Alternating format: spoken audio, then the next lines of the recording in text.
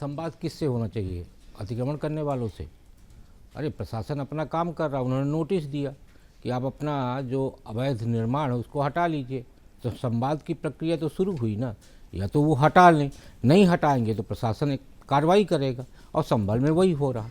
देखिए, राजनीतिक दृष्टि से यदि आप देखेंगे तो जिस तरीके से भारतीय जनता पार्टी और राष्ट्रीय स्वयंसेवक संघ की तरफ से सांस्कृतिक और हिंदुत्व के प्रतीक के रूप में काशी और मथुरा को प्रस्तुत किया गया है, योगी आदित्यनाथ जी ने अपने लिए संभल का प्रतीक तैयार कर लिया है, और यही संभल का प्रतीक 2027 में उनके लिए बहुत कहना चाहिए सकारात्मक पहल साबित होगा।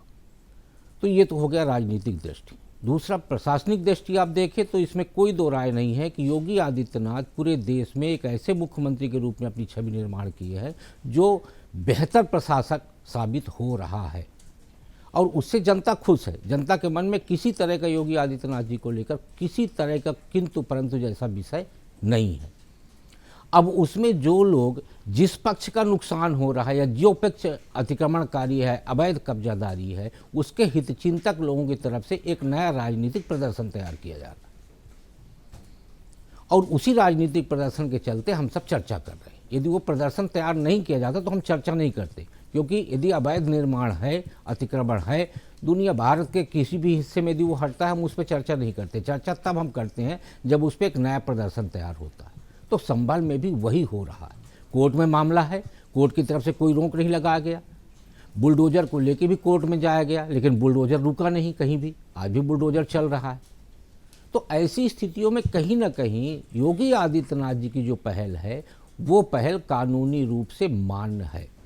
सोमनाथ को लेकर जो विषय आ रहा है बार बार, मेरा मानना है कांग्रेस को खुश होना चाहिए।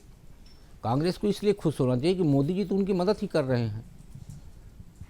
भाई, कांग्रेस चाहती है कि देश में एक बार मुस्लिम समाज के बीच में ये छवि का निर्माण हो कि कांग्रेस उसकी सबसे हितचिंतक पार्टी है, और उसमें मोदी जी उसकी पूरी मदद कर रहे हैं कि हाँ, कांग्रेस जो है मुसलमानों की हितचिंतक पार्टी है। तो उसमें चिंता करने की क्या बात है, उसका तो समर्थन होना चाहिए।